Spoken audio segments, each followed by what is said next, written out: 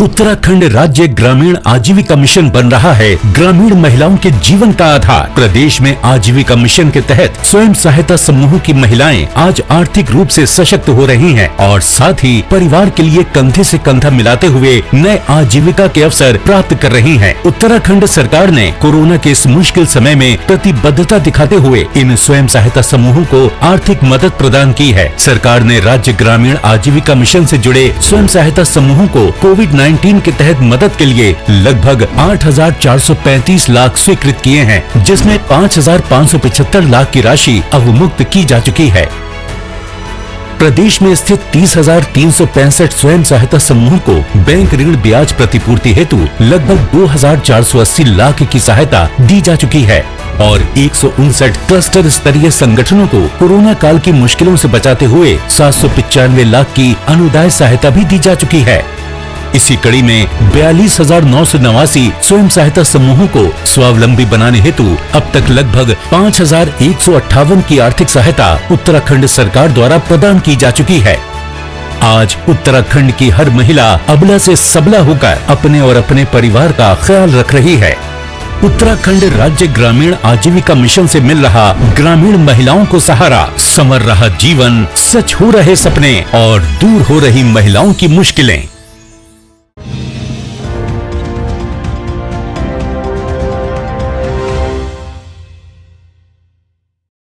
नमस्कार, देवभूमि समाचारों में आपका स्वागत है और मैं हूं आपके साथ सबिया। आगे आप मेरे साथ देखेंगे उत्तराखंड से जुड़ी तमाम छोटी बड़ी खबरें विस्तार से, लेकिन सबसे पहले नजर हेडलाइंस पर। देहरादून कैंट विधानसभा से बीजेपी विधायक हरवंश कपूर को दी अंतिम विदाई। राज्यपाल और सीएम धामी समेत सभी राजनीतिक दलों के नेताओं ने दी श्रद्धांजलि। उत्तराखंड में भाजपा का खाता खोलने वाले वरिष्ठ नेता हरवंश कपूर का लगातार 8 बार विधायक बनने का रहा रिकॉर्ड। विधानसभा क्षेत्र के विकास के लिए हमेशा रहे आगे। 16 दिसंबर को देहरादून में राहुल गांधी की रैली को ऐतिहासिक बनाने में जुटी कांग्रेस। नैनीताल उधम सिंह नगर से करीब 35,000 कार्यकर्ताओं के पहुंचने की संभावना। और 2022 की बिसात में देखिए सहसपुर विधानसभा का सियासी विश्लेषण। अब तक के चुनाव में किसने किसको दी मात, किसकी हुई जीत, आगामी विधानसभा में क्या रहेगा रिजल्ट। हेडलाइंस के बाद बुलेटिन में खबरें विस्तार से। देहरादून के कैंट क्षेत्र से बीजेपी विधायक हरवंश कपूर के निधन के बाद पार्टी में शोक की लहर है। दिन भर उनके आवास पर श्रद्धांजलि देने वालों का तांता लगा रहा। राज्यपाल गुरमीत सिंह और मुख्यमंत्री पुष्कर सिंह धामी समेत सभी राजनीतिक दलों ने गहरा शोक जताया। वहीं लक्खीबाग में उनका अंतिम संस्कार किया गया, जहां पर पार्टी के तमाम वरिष्ठ नेताओं के साथ कार्यकर्ता भी मौजूद रहे। आपको बता दें कि हरवंश कपूर लगातार 8 बार विधायक चुने गए थे। उन्होंने उत्तराखंड विधानसभा के अध्यक्ष पद का भार भी संभाला था। हरवंश कपूर के निधन के शोक में सोमवार को देहरादून जिले के सभी सरकारी कार्यालय बंद रहे। आज मन बहुत दुखी है। जिन्होंने हमको उंगली पकड़कर चलना सिखाया, संपूर्ण जीवन जिन्होंने हमेशा समाज के लिए, राष्ट्र के लिए काम किया, उनसे हमने बहुत कुछ सीखा। हमारे वो एक तरह से मार्गदर्शक भी थे और भारतीय जनता पार्टी को खड़ा करने में उनका बहुत बड़ा योगदान था। और आज उनका हमारे बीच से जाना हमारी पूरे प्रदेश के लिए, हमारे क्षेत्र के लिए, हमारी पार्टी के लिए, हमारे परिवार के लिए बहुत बड़ी क्षति है। बीजेपी विधायक हरवंश कपूर के निधन से पार्टी में शोक की लहर है। सभी पार्टी नेताओं और कार्यकर्ताओं ने श्रद्धांजलि देकर गहरा शोक जाहिर किया। इस मौके पर बीजेपी प्रदेश अध्यक्ष मदन कौशिक ने कहा कि विधायक हरवंश कपूर के जाने से पार्टी को एक बड़ी क्षति हुई है। उन्होंने हमेशा जनहित में फैसले लिए हैं। भारतीय जनता पार्टी के वरिष्ठतम विधायक, वरिष्ठतम नेता हरवंश कपूर जी आज सुबह हमारे बीच में से उनका निधन हुआ है। हरवंश कपूर जी ने हमेशा से राजनीति में जनता के बीच में एक बड़ा स्थान बनाया है। हर चुनाव के बाद उनका वो स्थान में उत्तरोत्तर वृद्धि हुई है और उन्होंने उस क्षेत्र की जनता के दिलों पर राज किया है। मैं अपनी ओर से और भारतीय जनता पार्टी की ओर से उनको श्रद्धा सुमन अर्पित करता हूँ, श्रद्धांजलि अर्पित करता हूँ। भगवान अपने चरणों में उनको स्थान दे। विधायक हरवंश कपूर के निधन पर नेता प्रतिपक्ष प्रीतम सिंह ने भी गहरा शोक व्यक्त किया है। उन्होंने कहा कि विधायक हरवंश कपूर के साथ उनके ढेरों यादगार लम्हे जुड़े हुए हैं जिन्हें कभी भुलाया नहीं जा सकता। इसके साथ ही उन्होंने कहा कि हरवंश कपूर ने हमेशा प्रदेश की जनता के लिए समर्पित होकर काम किया है और हमेशा जनता के हित में ही उन्होंने सोचा है। देखिए, हरवंश कपूर जी के रूप में हमने एक ऐसा नेता खोया है जिन्होंने सदैव प्रदेश के लिए और आम जन के लिए चिंतन करने का काम किया। उन्होंने विधायक के रूप में, मंत्री के रूप में और विधानसभा अध्यक्ष के रूप में जो सेवाएं उत्तर प्रदेश और उत्तराखंड को दी हैं उसको भुलाया नहीं जा सकता है और मैं कह सकता हूं कि एक अपूर्णीय क्षति है। वहीं विधायक हरवंश कपूर के निधन पर उनके आवास पहुंचे बीजेपी विधायक खजान दास ने श्रद्धांजलि दी। इसके साथ ही उन्होंने कहा कि उनके जाने से पार्टी को एक बड़ा नुकसान हुआ है। उत्तर प्रदेश से लेकर उत्तराखंड तक उन्होंने 8 बार पार्टी का नेतृत्व किया। वो हमेशा सबको साथ लेकर चलने वाले नेता थे जिन्हें कभी भुलाया नहीं जा सकता। हम सबके मार्गदर्शक थे। उनके न रहने से भारतीय जनता पार्टी को और पूरे उत्तराखंड प्रदेश को एक अपूर्ण क्षति हुई है। उत्तर प्रदेश से लेकर के उत्तराखंड तक उन्होंने 8 बार नेतृत्व किया। आज बहुत दुख के साथ कहना पड़ रहा है कि वो आज हम सबको छोड़ करके चले गए। उत्तराखंड ने बहुत बड़ा नेता खो दिया है, सबके हित के लिए थे। ऐसा व्यक्तित्व को मैं कोटि को नमन करूंगा। कैंट क्षेत्र से बीजेपी विधायक हरवंश कपूर के निधन के बाद समूचे क्षेत्र में शोक का माहौल है। हरवंश कपूर के जाने से यकीनन पार्टी को एक झटका लगा है, लेकिन राजनीति में उनके योगदान को शायद ही कभी भुलाया पा जाए। जनता की समस्याओं को हमेशा उन्होंने प्राथमिकता दी और व्यक्तित्व के तौर पर हरवंश कपूर बेहद ही सरल इंसान रहे। उनके राजनीतिक सफर पर पेश है एक रिपोर्ट। विधायक हरवंश कपूर ने अविभाजित उत्तराखंड में भाजपा का खाता खोला था। उत्तर प्रदेश के दौर में देहरादून शहर और इसके बाद राज्य बनने के बाद देहरादून खास से विधायक रहे हरवंश कपूर ने नई बनी देहरादून कैंट सीट से चुनाव लड़ा और उन्होंने फिर जीत दर्ज की। हरवंश कपूर यूपी सरकार के वक्त में शहरी विकास मंत्री रहे। 2007 में उत्तराखंड के विधानसभा अध्यक्ष भी हरवंश कपूर ही रह चुके हैं। हरवंश कपूर के बेटे अमित कपूर भी राजनीति में सक्रिय हैं। उनकी पत्नी सविता कपूर भारत विकास परिषद की सक्रिय पदाधिकारी हैं। लगातार 8 बार विधानसभा के सदस्य निर्वाचित किए गए हैं। हरवंश कपूर 4 बार उत्तर प्रदेश विधानसभा के सदस्य रहे और 4 बार उत्तराखंड विधानसभा के सदस्य। इसके अलावा उत्तर प्रदेश सरकार में ग्राम्य विकास श्रम सेवायोजन राज्य मंत्री रहे साल 1991 से लेकर 92 तक। उत्तर प्रदेश विधानसभा की याचिका समिति, लोक लेखा समिति, आवास समिति और आश्वासन समिति के भी सदस्य रह चुके हैं। उत्तराखंड में पहली 20 सूत्रीय कार्यक्रम क्रियान्वयन समिति के उपाध्यक्ष भी हरवंश कपूर रह चुके हैं। उत्तराखंड सरकार में शहरी विकास, आवास, श्रम एवं सेवायोजन मंत्री भी रहे 2001 और 2002 में। 2003 से 4 तक उत्तराखंड विधानसभा की नियम समिति एवं लोक लेखा समिति के सदस्य रहे। साल 2004 से 5 तक उत्तराखंड विधानसभा की आवास एवं व्यवसाय सलाहकार समिति के सदस्य भी हरवंश कपूर रहे। 12 मार्च 2007 को सर्वसम्मति से उत्तराखंड विधानसभा के अध्यक्ष निर्वाचित भी किए गए। इसके अलावा भारतीय जनता पार्टी के राष्ट्रीय कार्यकारिणी के भी हरवंश कपूर सदस्य रहे हैं। हरवंश कपूर के राजनीति में दिए गए योगदान को भुलाए नहीं भूला जा सकता। यकीनन पार्टी में उनके जाने से शोक की तो लहर है, लेकिन उनके जो राजनीतिक सफर रहा वो लोगों के दिलों में हमेशा कायम रहेगा। टाइम टीवी की तरफ से हरवंश कपूर को भावभीनी श्रद्धांजलि। वाराणसी में मुख्यमंत्री कॉन्क्लेव में प्रतिभाग के लिए आए अलग अलग प्रदेशों के मुख्यमंत्रियों और उप मुख्यमंत्रियों के साथ उत्तराखंड के मुख्यमंत्री पुष्कर सिंह धामी भी शामिल हुए। बात करेंगे 2022 के बिसात की। 2022 के बिसात में आज हम सहसपुर विधानसभा सीट के सियासी समीकरणों की बात करेंगे। आपको बताएंगे भी और दिखाएंगे भी कि अब तक के विधानसभा चुनाव में किस पार्टी का इस सीट पर कैसा रिकॉर्ड रहा और किसने किसको मात दी। देखिए हमारी ये स्पेशल रिपोर्ट। उत्तराखंड के सहसपुर विधानसभा सीट देहरादून में पड़ती है। ये सीट टिहरी गढ़वाल संसदीय क्षेत्र के अंतर्गत आती है। 2017 के विधानसभा चुनाव में इस सीट से बीजेपी के उम्मीदवार सहदेव सिंह पुंडीर विधायक चुने गए। सहसपुर विधानसभा सीट पर पहली बार 2002 में हुए चुनाव में कांग्रेस प्रत्याशी साधु राम विधायक चुने गए। उन्होंने भारतीय जनता पार्टी के उम्मीदवार प्रदीप कुमार को हराया था। वहीं 2007 में हुए विधानसभा चुनाव की तस्वीर को देखा जाए तो भारतीय जनता पार्टी के उम्मीदवार राजकुमार विधायक चुने गए। उन्होंने कांग्रेस विधायक साधु राम को हराया। अब बारी आती है 2012 के विधानसभा चुनाव की। इस चुनाव में बीजेपी के उम्मीदवार सहदेव पुंडीर दोबारा विधायक चुने गए। उन्होंने कांग्रेस उम्मीदवार आयेंद्र शर्मा को हराया। इस चुनाव में भाजपा के सहदेव सिंह पुंडीर को 26,064 वोट मिले, जबकि कांग्रेस उम्मीदवार आयेंद्र शर्मा को 20,574 वोट मिले। वहीं तीसरे नंबर पर निर्दलीय उम्मीदवार गुलजार अहमद रहे, जिन्हें 9,699 वोट मिले।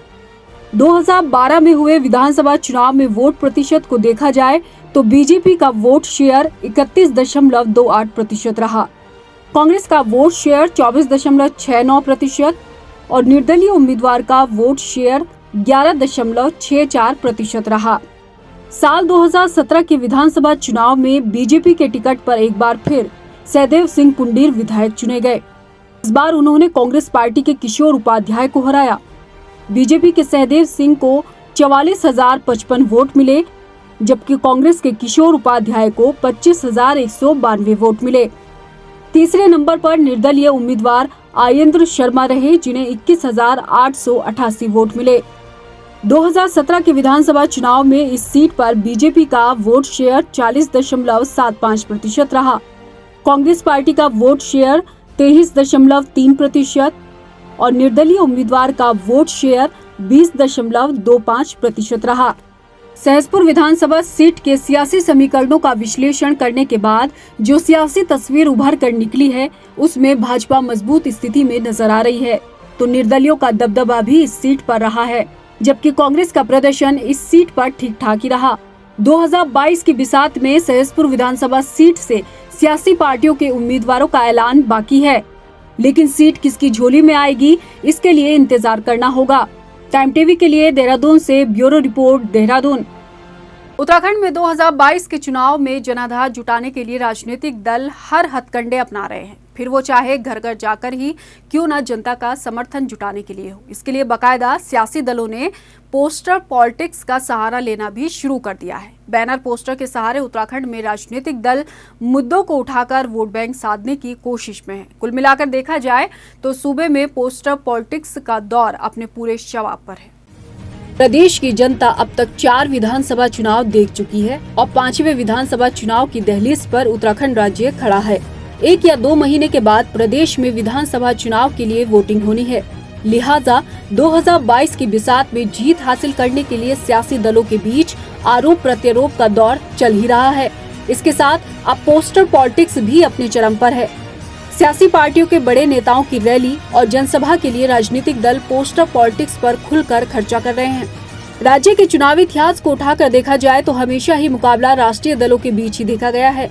हालांकि तीसरे विकल्प के तौर पर बसपा, सपा, यूकेडी समेत कई दल चुनावी मैदान में उतरते तो आए हैं, लेकिन सत्ता बनाने का मौका अभी तक बीजेपी कांग्रेस को ही मिला है। मगर 2022 की बिसात में चुनावी समीकरण पूरी तरह से बदल चुके हैं। सियासी जमीन की तलाश में पहली बार आम आदमी पार्टी सभी विधानसभा सीटों पर चुनाव लड़ बीजेपी कांग्रेस को चुनौती दे चुकी है। अब सियासी दलों के सामने चुनावी लड़ाई को जीतना किसी जंग से कम नहीं रहा। इस जंग में राजनीतिक दलों को पोस्टर पॉलिटिक्स का खूब साथ मिल रहा है। सियासी दलों के बड़े बड़े बैनर और पोस्टर पर सियासी दल अपने वादे और उपलब्धियों को चस्पाकर शहर भर में इसका प्रचार कर रहे हैं, ताकि लोगों तक उनके वादे और दावों की छाप छोड़ी जाए। राज्य में वर्तमान में बीजेपी की सरकार है, लिहाजा शहर भर में बीजेपी ने अपनी उपलब्धियों को जनता तक पहुंचाने के लिए पोस्टर पॉलिटिक्स का सहारा लिया है। बीजेपी के इन पोस्टर्स में धामी सरकार की उपलब्धियों के बारे में और योजनाओं के बारे में जिक्र किया गया है। यही नहीं, हाल ही में प्रधानमंत्री मोदी की रैली के लिए शहर भर को बीजेपी ने पोस्टर से पाट दिया था। ऐसा हाल सिर्फ बीजेपी ही नहीं, बल्कि पहली बार चुनाव लड़ रही आम आदमी पार्टी का भी है। दिल्ली के मुख्यमंत्री अरविंद केजरीवाल की फ्री पॉलिटिक्स के पोस्टर उनके आने पर शहर भर में चस्पा करा दिए गए थे ताकि पार्टी वोटर्स को अपनी तरफ खींच सके। हाल कांग्रेस की भी जुदा नहीं है, बस फर्क सिर्फ इतना है कि बड़े बड़े बैनर पोस्टर ही ना सही, लेकिन संकल्प पत्र पर सरकार की नाकामियों का बखान कर हर गांव अभियान के तहत जनता के बीच जाने की कोशिशें खूब हो रही हैं। ऐसे में सवाल ये है कि सियासी दलों के फेंके गए इस पैतरे के फेर में जनता फंसेगी या राजनीतिक दलों को ये सियासी सौदा महंगा पड़ेगा, ये देखना बाकी है। टाइम टीवी के लिए देहरादून से ब्यूरो रिपोर्ट। 16 दिसंबर को देहरादून में होने वाली राहुल गांधी की रैली की तैयारियों में कांग्रेस पार्टी अब पूरी मजबूती के साथ मैदान में जुट गई है। हल्द्वानी में कांग्रेस पब्लिसिटी कमेटी के अध्यक्ष सुमित हृदयेश ने बताया कि 16 दिसंबर को देहरादून में आयोजित राहुल गांधी की रैली को ऐतिहासिक बनाने के लिए सभी कांग्रेस कार्यकर्ता प्रयास कर रहे हैं। नैनीताल और उधम सिंह नगर से करीब इस रैली में 30 से 35 हजार कार्यकर्ताओं के जुटने की संभावना है। वहीं इस विशाल जनसभा में पूर्व सैनिकों के परिजनों को सम्मानित भी किया जाएगा। नहीं, देखिए, विजय सम्मान समारोह के साथ साथ जनरल बिपिन रावत जी को भी श्रद्धांजलि उस कार्यक्रम में अर्पित करी जाएगी और जो प्रदेश और देश के ज्वलंत मुद्दे हैं उन पे माननीय हमारे आदर्श राहुल गांधी जी अपना जो भाषण है, अपने जो वाक्य हैं उससे अपनी आवाज़ को और प्रदेश की और देश की आवाज़ को बुलंद करेंगे। और प्रत्याशित इसमें मैं इस बारी उत्साह देख रहा हूँ। हमने बहुत रैलियां करी हैं, लेकिन ये जो रैली की भव्यता है इस बार ये प्रत्याशित है। ये हमारे 2 जिलों से जो मेरा अनुमान है 30 से 35 हजार लोग जाएंगे, जो कि आज तक कभी देहरादून के परेड ग्राउंड रैली में इतने लोग इन 2 जिलों से नहीं गए। हल्द्वानी विधानसभा सीट से वरिष्ठ कांग्रेस नेता और पूर्व प्रदेश महासचिव खजान पांडे ने टिकट के लिए दावेदारी की है। खजान पांडे ने कहा कि इंदिरा हृदयेश के निधन के बाद हल्द्वानी में नए प्रत्याशी की तलाश की जा रही है। उन्होंने कहा कि नगर पालिका परिषद का सभासद रहने के साथ ही वो लंबे वक्त तक उत्तर प्रदेश और उत्तराखंड की कांग्रेस सरकार में जनहित के कामों को कराने में महत्वपूर्ण भूमिका उन्होंने निभाई है। अगर पार्टी उन्हें मौका देती है तो वो मजबूती के साथ चुनाव लड़कर जीत दर्ज करेंगे। देखिए, मैं आज अपनी वरिष्ठता के उसमें शायद सबसे वरिष्ठ उम्मीदवार के रूप में पार्टी के सामने आऊँगा। 40-42 साल से मैंने पार्टी के लिए काम किया है। स्वर्गीय इंदिरा गांधी जी का एक सिपाही के रूप में मैंने अपना जीवन शुरू किया था। स्वराज आश्रम जब पुराने अवस्था में था तब से हमारा वो कार्यक्षेत्र रहा है। और आज जबकि इंदिरा जी हमारे बीच में नहीं है, इंदिरा हृदयेश जी, तो एक वैक्यूम है। और मैं वरिष्ठतम कार्यकर्ता होने की वजह से अपने यहाँ पर प्रत्याशी के रूप में सामने आ रहा हूँ। उत्तराखंड पुलिस मुख्यालय में स्मार्ट पुलिसिंग की थीम पर 2 दिवसीय पुलिस ऑफिसर्स कॉन्फ्रेंस का आयोजन किया गया, जिसमें मुख्य सचिव डॉक्टर SS संधू और उत्तराखंड पुलिस के तमाम वरिष्ठ अधिकारी शामिल हुए। मुख्य सचिव ने बताया कि देश और प्रदेश में बढ़ते साइबर क्राइम के मामलों को देखते हुए भारत के बेस्ट IIT के साथ सेंटर ऑफ एक्सीलेंस बनाया जाएगा, जिसमें IIT के बेस्ट छात्रों के साथ कोऑर्डिनेशन बनाने के साथ साथ साइबर अपराधियों से निपटने की कोशिश भी की जाएगी। आजकल ट्रेडिशनल क्राइम की बजाय साइबर क्राइम बहुत तेज़ी से बढ़ रहा है और उसके लिए एक स्पेशल और विशेष प्रयास की ज़रूरत है, क्योंकि बहुत ही हाई टेक्नोलॉजी वाला ये क्राइम है। तो एक ये निर्णय लिया गया कि हमारे पुलिस विभाग इसमें बिल्कुल आधुनिक रहे, इसलिए एक जो इंडिया का बेस्ट IIT है जिसमें कंप्यूटर साइंस का डिपार्टमेंट साइबर सिक्योरिटी में सबसे अच्छा है, उसके साथ एक सेंटर ऑफ एक्सीलेंस बनाया जाएगा। देखिए, पुलिस कॉन्फ्रेंस का आयोजन हमने इसलिए किया है कि जो माननीय प्रधानमंत्री जी का विजन है स्मार्ट पुलिसिंग का, उसी के इनॉग्रल सेशन के लिए हमने माननीय मुख्य सचिव महोदय को बुलाया था मुख्य अतिथि के रूप में। उनके सामने हमने पुलिस क्या कर रही है, क्या उसका विजन है और कैसे हम उसको आगे बढ़ाने का सोच रहे हैं, ये सब के बारे में प्रेजेंटेशन किया। अपने कुछ इश्यूज भी हमने उनके सामने रखे। हरिद्वार वन विभाग के नए DFO धर्म सिंह मीणा की कार्यशैली से वन विभाग के कर्मचारी खासे नाराज नजर आ रहे हैं। कर्मचारियों का आरोप है कि DFO उनके साथ अभद्र व्यवहार करते हैं, जिसके चलते कर्मचारियों ने उत्तरांचल फॉरेस्ट मिनिस्ट्री एसोसिएशन के बैनर तले DFO के खिलाफ ट्रांसफर की मांग कर धरना प्रदर्शन किया। हमारी सिर्फ एक मांग है कि DFO धर्म सिंह मीणा का हरिद्वार से ट्रांसफर किया जाए। इसी बात को लेकर हम यहाँ पे बैठे हैं और ये धरना तब तक चलता रहेगा। संविधान के नियमों के अंतर्गत हम अपने कार्यक्रम को आगे बढ़ाएंगे। 2 दिन का हमारा ये शासन से अनुरोध है कि 2 दिन में आप इनका ट्रांसफर करें। इस बीच में हम कार्य बहिष्कार पर रहेंगे, कोई कार्य नहीं करेंगे कार्यालय का। यदि 2 दिन में ऐसा नहीं होता तो तीसरे दिन से ये आंदोलन एक उग्र आंदोलन बनेगा, जिसमें और भी हमारे स्थानीय और प्रांत स्तर से जो भी संगठन है वो यहाँ आएंगे और तालाबंदी का कार्यक्रम हम करेंगे। खटीमा में समाजवादी पार्टी के जिला अध्यक्ष योगेंद्र यादव ने 2022 के विधानसभा चुनाव में पार्टी की जीत का दावा किया है। जिला अध्यक्ष योगेंद्र यादव ने समाजवादी पार्टी को प्रदेश की जनता के लिए तीसरा विकल्प बताया। इसके साथ ही बीजेपी और कांग्रेस पर हमला कर दोनों पार्टियों को प्रदेश में विफल करार दिया। समाजवादी पार्टी उत्तराखंड में एक वैचारिक सरकार बनाने के उद्देश्य से लगी हुई है और कहीं न कहीं आज जनता उत्तराखंड की समाजवादी पार्टी को विकल्प के रूप में देख भी रही है। और दूसरी तरफ उत्तराखंड की जो सरकारें थीं भारतीय जनता पार्टी और कांग्रेस की, इन लोगों ने पंडित नारायण दत्त तिवारी जी का कार्यकाल को अगर छोड़ दिया जाए तो इन दोनों सरकारों ने इस उत्तराखंड को केवल मुख्यमंत्री बनाने की प्रयोगशाला बनाई। रुद्रपुर में नगर निगम के गेट पर पार्षदों ने नगर निगम बोर्ड की बैठक का बहिष्कार कर धरना प्रदर्शन किया। पार्षदों ने मेयर रामपाल सिंह पर पार्षदों के साथ भेदभाव करने का आरोप लगाते हुए कहा कि वो कांग्रेस पार्टी के पार्षद हैं, इस वजह से मेयर उनके साथ भेदभाव करते हैं। हालांकि मेयर रामपाल सिंह ने पार्षदों के लगाए गए आरोप गलत बताए। मेयर रामपाल सिंह ने कहा कि कांग्रेस के पास कोई मुद्दा नहीं है। बैठक होनी थी, बोर्ड की बैठकें सिर्फ बैठके हो रही है, धरातल पर काम नहीं हो रहे।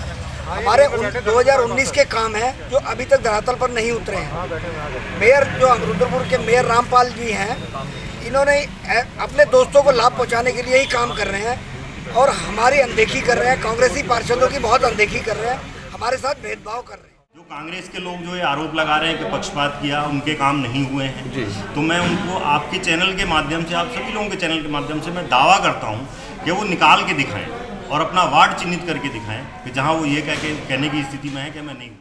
दिल्ली में खत्म हुए किसान आंदोलन के बाद किसानों के अपने घर लौटने का सिलसिला जारी है। गदरपुर में कई जगह गाजीपुर से लौटे किसानों का स्वागत किया गया। इस मौके पर गुरुद्वारा नवाबगंज के जत्थेदार बाबा अनूप सिंह ने इसे लोकतंत्र की जीत बताई और कहा कि लंबे वक्त से चल रहे आंदोलन में आखिरकार जीत किसानों की हुई है।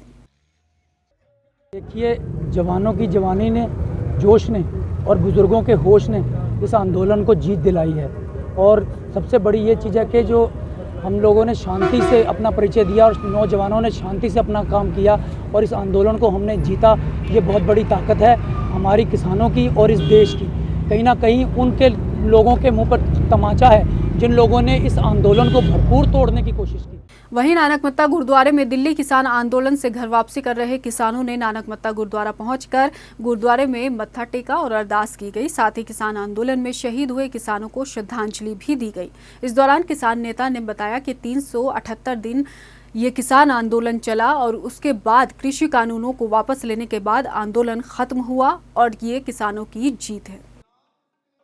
ये आंदोलन जिदों चले 2 नवंबर तो उन्होंने आज तक 378 दिन हो गए सी जी। साढ़े किसान 700 ज़्यादा तो शहीद होए आ लोग और सारिया चीज़ां जी मंगी रखी सी वो चीज़ां वापस हो गई। MSP रह गई आ, ਉਹਦੇ ਤੇ ਉਹਨੇ ਕਮੇਟੀ ਬਣਾਤੀ ਆ। ਬਾਕੀ 15 ਜਨਵਰੀ ਤੱਕ ਦਾ ਟਾਈਮ ਹੈਗਾ ਸਾਡੇ ਕੋਲੇ। 15 ਤੱਕ ਉਹ ਵੀ ਸਾਡਾ ਕਲੀਅਰ ਕਰ ਦੇਣਗੇ ਤਾਂ ਉਦੋਂ ਬਾਅਦ ਸਾਨੂੰ ਜ਼ਰੂਰਤ ਨਹੀਂ ਪਏਗੀ। ਜੋ ਸਾਡੇ ਜਿੰਨੀਆਂ ਮੰਗਾਂ ਸੀ ਸਭ ਪੂਰਨ ਰੂਪ ਨਾਲ ਸਭ ਮੰਗ ਕੀਤੀ ਗਈ ਆ।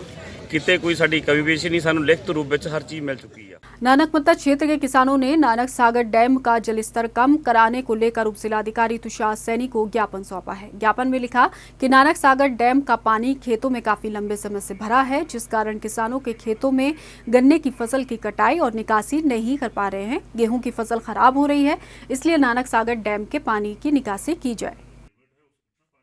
बहुत ज़्यादा भर रखा है, लोगों का सारा गन्ना डूबा पड़ा, फसलें डूबी हैं, गेहूँ बोई नहीं जा रही, इसलिए हमने भर रखा है। उनको ज्ञापन दिया है, मांग पत्र दिया। तो ये जो मामला यही कि हमने पहले भी लिख के दे रखा कि उस पानी को कम किया जाए।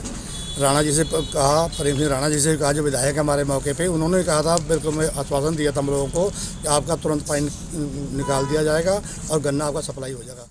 है कि जो नानक सागर डैम है उसका जो पानी है वो लगभग 703 फुट से भी ऊपर बह रहा है, जिसके कारण जो है आसपास के किसानों की ज़मीनें वो जलमग्न हो गई हैं। इसके संबंध में मैं एक सीएन जो हमारे बरेली क्षेत्र के हैं उनसे बात करेंगे और मुझे उम्मीद है कि इसमें कोई ना कोई सलूशन जो है वो निकल जाएगा। पौड़ी के बिरोखाल ब्लॉक के पंचपुरी पुल पर ग्रामीणों ने हंगामा करते हुए पुल पर आवाजाही को बंद कर दिया है। सड़क की मांग को लेकर लोगों ने इस पुल पर दोनों तरफ से आवागमन बंद कर दिया। इससे रामनगर, कोटद्वार, थैलीसैंण और चौखाल और बुंगेधार जाने वाले वाहन आगे नहीं जा पा रहे। ग्रामीणों का कहना है कि लंबे वक्त से वो सड़क की मांग करते आ रहे हैं, लेकिन किसी भी अधिकारी ने इस तरफ कोई ध्यान नहीं दिया। ठीक है, सड़क भी जरूरी है, तो मैं कहना चाहता हूँ अभी हमारे यही हैं संविदा वाले, वो हड़ताल पे हैं। 24 साल से ही है क्या? 24 साल की बात नहीं, आपका क्या आप यदि नहीं आए तो क्या एक्शन अलग है, लेकिन मैं ठीक है उनकी नहीं, आप एक्शन नहीं है तो आप उसके हैंडओवर कर रखा होगा ना आपके एक्शन में। आप यहाँ पे यदि आप सीनियर हैं, एक्शन भी हमारे जो है निर्माण खंड वाले हैं सतीश कुमार जी, उनको चार्ज मिला। लक्सर में ओवरलोडेड वाहनों पर तहसील प्रशासन सख्त दिखाई दे रहा है। एसडीएम वैभव गुप्ता ने ओवरलोडेड और अवैध खनन से भरे 8 वाहनों को सीज कर दिया है और आगे की कार्रवाई शुरू कर दी है। जो है ओवरलोडेड है और कुछ अवैध खनन अवैध परिवहन कर रहे थे, तो उसमें सूचना मिलने पर 3 द्वारा तस्दीक की गई और 8 सस्पेक्टेड ट्रॉली को सीज कर दिया गया और उस पर कार्रवाई की गई।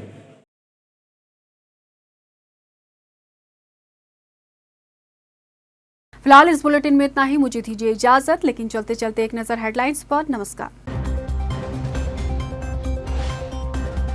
देहरादून कैंट विधानसभा से बीजेपी विधायक हरवंश कपूर को दी अंतिम विदाई। राज्यपाल और सीएम धामी समेत सभी राजनीतिक दलों के नेताओं ने दी श्रद्धांजलि। उत्तराखंड में भाजपा का खाता खोलने वाले वरिष्ठ नेता हरवंश कपूर का लगातार 8 बार विधायक बनने का रहा रिकॉर्ड। विधानसभा क्षेत्र के विकास के लिए हमेशा रहे आगे। 16 दिसंबर को देहरादून में राहुल गांधी की रैली को ऐतिहासिक बनाने में जुटी कांग्रेस। नैनीताल उधम सिंह नगर से करीब 35,000 कार्यकर्ताओं के पहुंचने की संभावना।